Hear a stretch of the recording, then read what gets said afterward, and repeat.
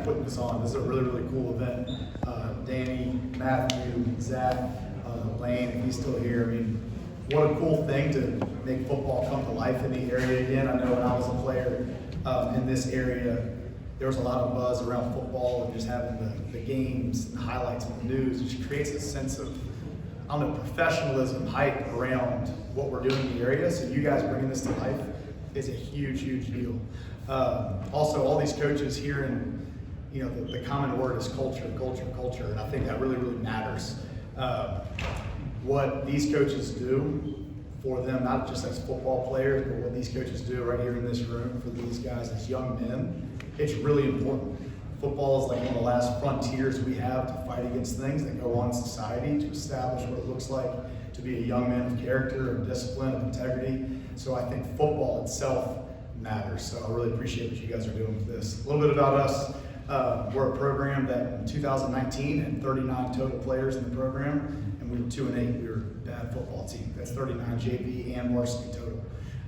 We're now at a place where we have 80 players in our program coming off of back-to-back playoff years, and that has a lot to do with what these players have done. I think player leadership is a huge emphasis for us, and on that note, we have JJ Parker right here next to me, who is one of the best leaders that I've been around, right next to Patrick Liptrap, who's a phenomenal leader, again, one of the best leaders I've been around. The intensity and effort that they bring every single day is unmatched, and they're also highly competitive.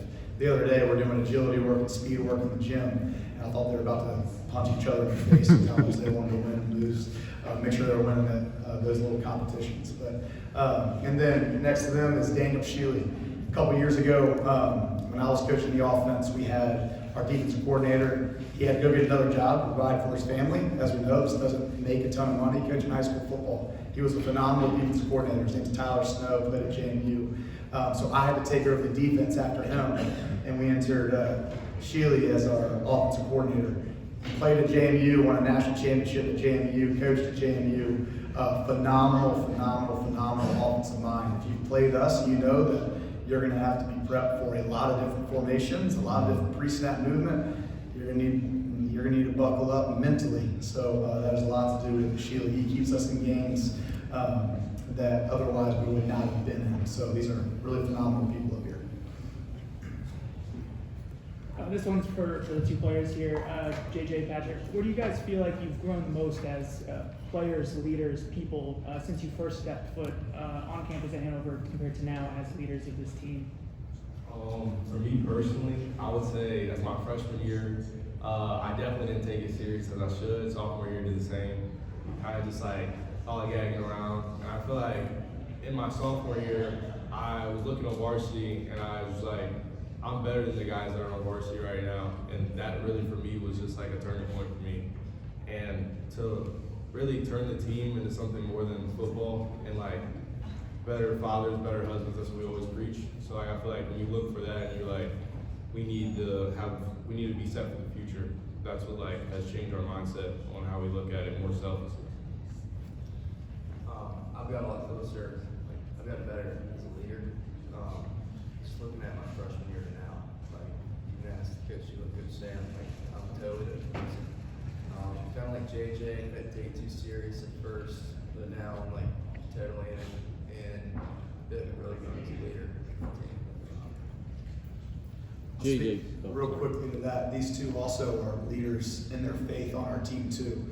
These guys are bringing people around to Bible study every week. These guys are not just great people on the field, they're phenomenal people off the field, and that's been huge for our football team. They've kind of created this new culture on our team that is player-led and has lots to do with these two. JJ, Patrick, Hanover is kind of the Hanover County champion. Y'all are higher above the other three schools. What does it mean to you as a player? Granted, you want to win your games, you want to make the playoffs, but what does it mean to you to be the best in your community?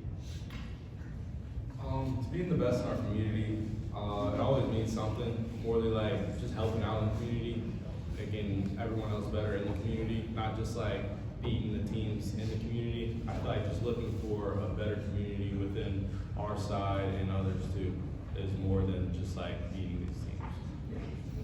I'm really proud to go to Hanover. I moved into the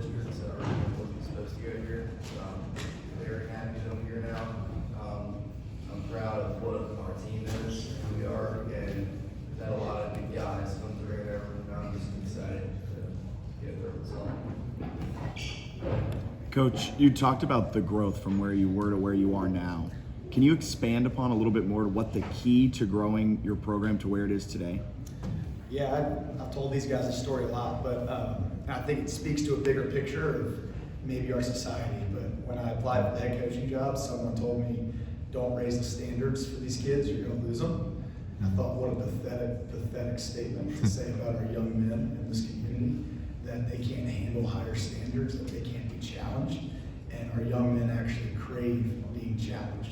Because when we don't challenge them, what we're actually saying subtly is we don't believe in you. But when we challenge them, we're saying we believe you have what it takes. So I think raising the standards, being clear about our culture, what it means to be a part of the Hanover football program, that's been a key for that. Then also surrounding ourselves with great people. We went from a coaching staff of essentially 3 in 2019 to 13 now. And like I said, guys like Sheely have been a huge part of it. They're people that know what it's like to win on and off the field. So our mission is better husbands, better fathers, and we want great husbands and great dads around our program so we can kind of live that out for them. We're at 7 minutes, guys. You got one more?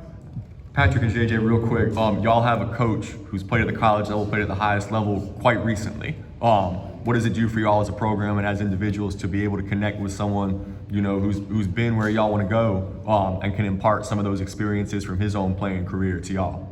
For me, I would say it's more like trusting when you're about to play a team and you're thinking about scheme and like what you're about to go against.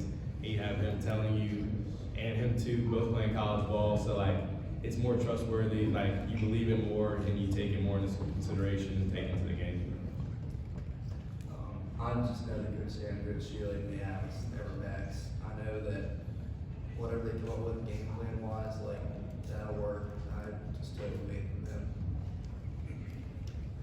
Thanks so much, guys. Thank you, fellas.